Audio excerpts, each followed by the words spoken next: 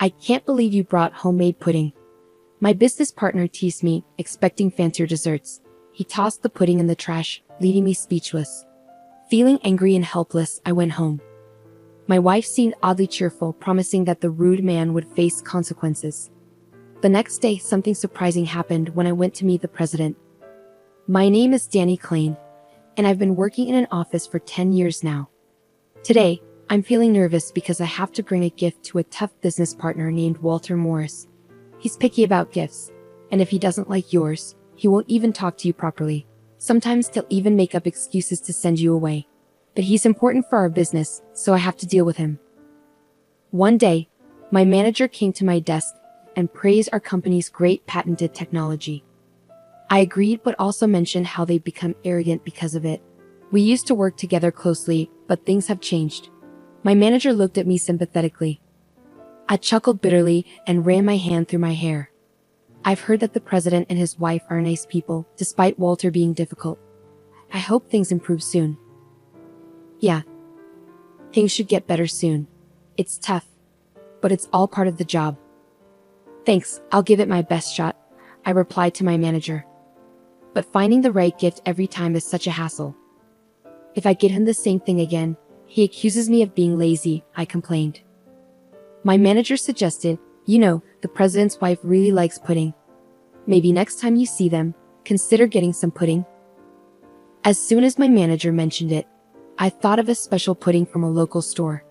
It was incredibly smooth and creamy, just melting in your mouth. It had the perfect balance of richness and sweetness, exactly like the pudding my wife, Lily, makes. Lily runs a small pastry shop from our home, and her puddings are a hit with everyone in the neighborhood. They're so popular that they often sell out by mid-afternoon, loved by both kids and seniors alike. After work, I hurried home to find Lily already in the kitchen, preparing dinner. As I entered, a sweet aroma filled the air, making me smile. Lily greeted me with a cheerful welcome home, humming a tune as she worked. Excitedly, I told her about my conversation with the boss and how his wife loved pudding. I want to take some as a gift. Can you make some? I asked eagerly. Lily hesitated for a moment before asking, Do you think my pudding will be good enough? I could see a hint of nervousness behind her smile, but it reassured me. Even though Lily makes amazing puddings, making one as a gift for my business partner's wife was understandably stressful for her. Still, she agreed with a nod and said, okay. Once dinner was ready, Lily didn't even sit down to eat. Instead, she jumped straight into preparing the pudding for tomorrow, insisting she needed to get it done. Thank you, Lily. I'm sorry, I said, feeling grateful but guilty. It's no problem. I want more people to taste my pudding, Lily replied cheerfully, diving into the preparations. She moved back and forth between the kitchen and her shop, busy with the task. Seeing her determination, I couldn't just stand there watching.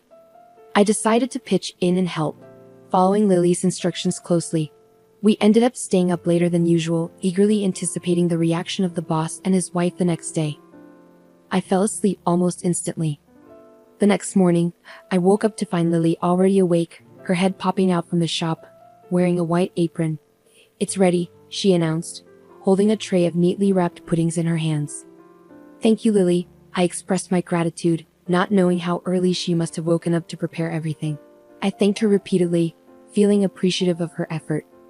Lily, looking a bit bashful, responded, It didn't take too long because you helped me.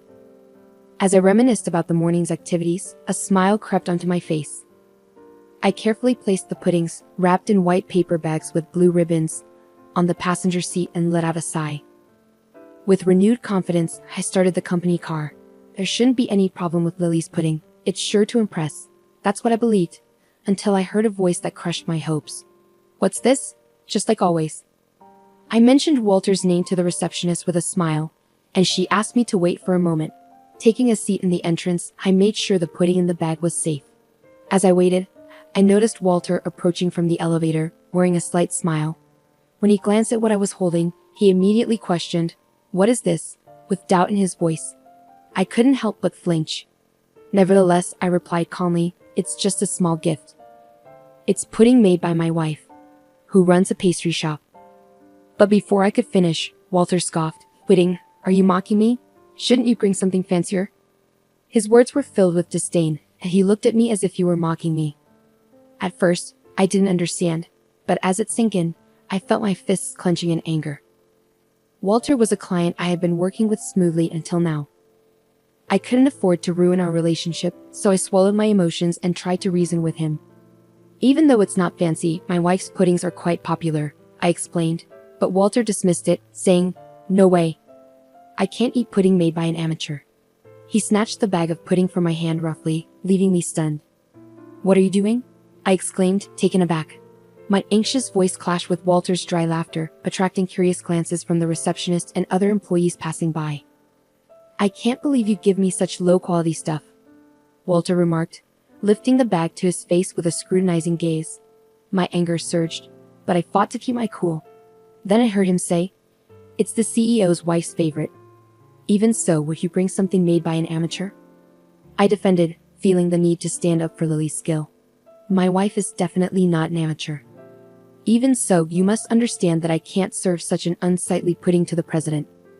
With that, Walter released his grip on the bag, letting it fall into the trash can nearby.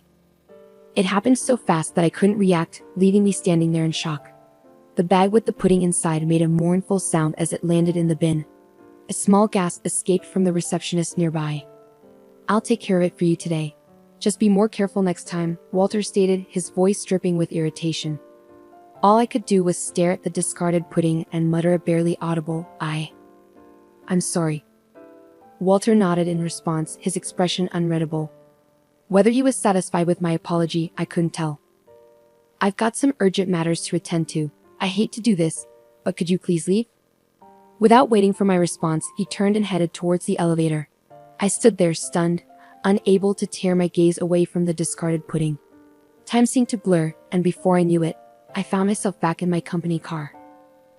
The memory of Lily's hard work on the pudding weighed heavily on my heart, filling me with a mix of sadness and anger.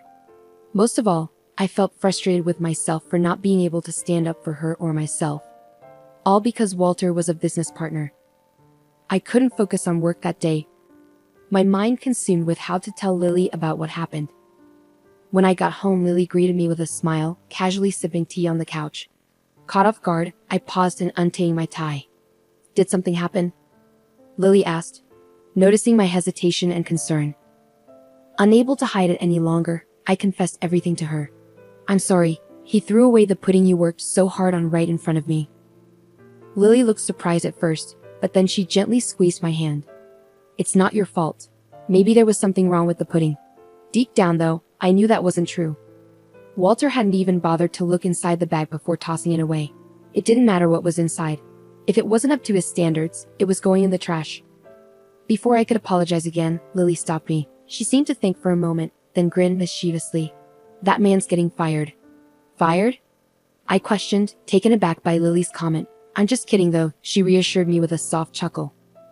Even though it might not have been perfect, it's still disheartening to hear that the pudding I worked so hard on was thrown away. Her reaction was understandable. Anyone would be upset to hear their efforts were disregarded like that, even Lily, who rarely makes such remarks about rude clients. "But who knows, it could happen," she added mysteriously, leaving me feeling a bit puzzled. But that was the end of our conversation. Lily urged me to wash up early that night, so I bathed in a mix of confusion and frustration before turning in earlier than usual. The next day, still feeling weighed down by yesterday's events, I headed to work with a heavy heart. My boss had instructed me the day before. "I know it's not ideal, but tomorrow you need to buy a cake from the high-end Western confectionery store in front of the station."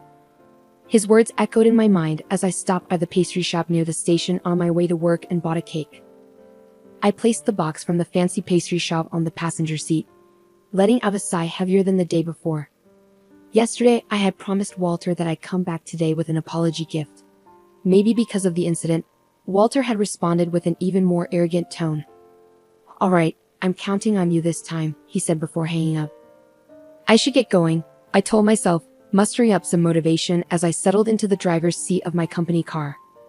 I drove towards the client's office, determined to make things right. As I entered through the automatic doors, a receptionist who recognized me hurried over. "Are you Mr. Klein from Company X?" she asked.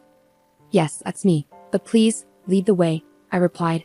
Following her, I stepped into the elevator, and before I knew it, We had arrived at our destination floor. The room I was directed to turned out to be the president's office. The receptionist knocked a few times, and when the door opened, I was ushered in. Inside, I found the president of the client company, his wife, and Walter, all looking uneasy. I had expected Walter to be his usual arrogant self, especially after yesterday's incident, but I was surprised. "Nice to meet you, I'm Danny Klein from Company XX. Thank you for having me here today," I said, puzzled by the situation, as I greeted the president, Mr. Peterson. "You must be Danny. Pleasure to meet you. I'm Mr. Peterson, and this is my wife, Anne," Mr. Peterson replied, cutting the formalities short. They exchanged glances, then called my name and bowed deeply. "We are truly sorry for what happened. Please accept our apologies," Mrs. Peterson added sincerely. "I'm sorry, what did you say?" I asked, feeling surprised by how the president's tone suddenly changed. His wife, standing beside him, looked shocked too, bowing her head without saying a word. I quickly asked them to lift their heads, but they wouldn't. Then, I noticed Walter, who was standing behind them, also bowing. This was unusual because Walter was usually very proud and never apologized. But there he was, saying sorry with careful words for the first time. I was taken aback and didn't know what to say. Walter continued, "Actually, yesterday my wife found something in the lobby trash while she was cleaning." His wife nodded to confirm. She seemed upset and asked around about it. "She found out that the pudding you brought earlier had been thrown away disrespectfully by someone. We called him to ask, and at first, he denied it, but later he admitted it reluctantly." Mr. Peterson gave Walter a cold look, and Walter seemed to feel it as he bit his lip and looked away. I didn't know Mrs. Peterson liked pudding. I thought it was from Danny, and I tossed it without thinking. "I'm sorry," Walter said, sounding quieter than usual. I was surprised by Walter's unusual behavior. Mrs. Peterson shook her head firmly. "That's not why I'm upset," she said in an angry tone, breaking her silence. "Danny, I've known about the pudding from Lily's store for a while. I knew it was really popular and always sold out quickly, even though the store was busy. You made the pudding for me. It's disappointing that an employee of a manufacturing company doesn't appreciate the effort put into making a product." I was shocked that Mrs. Peterson knew about Lily's store and understood the emotions behind making something. Walter, looking even more nervous, tried to apologize again, but Mr. Peterson told him to face the person he was apologizing to and lifted his pale face up. "Walter Hooper sincerely apologized to me for carelessly throwing away the handmade gift from your wife yesterday." He faced me directly, bowing his head repeatedly. In that moment, I felt a sense of clarity. When I got home, Lily was sitting on the sofa drinking tea, just like yesterday. Without saying hello, I told her about what had happened today. Lily listened to me without interrupting until I finished. Then she smiled and said, "I thought as much." Her calm demeanor suggested she had expected everything that happened. Lily got up and made a cup of tea for me from the kitchen. As she handed it to me, she began to speak. "Actually, yesterday evening, a man in a suit came to buy our pudding, but we were all out. He mentioned that the wife of his company's CEO loves our pudding. Could it be the president's wife he meant?" "Probably Ann Peterson," Lily said with excitement, nodding happily. "It's amazing to know there are people who appreciate the effort we put into our products. It motivates me to make even better things for them." Lily took a sip of her tea, still smiling.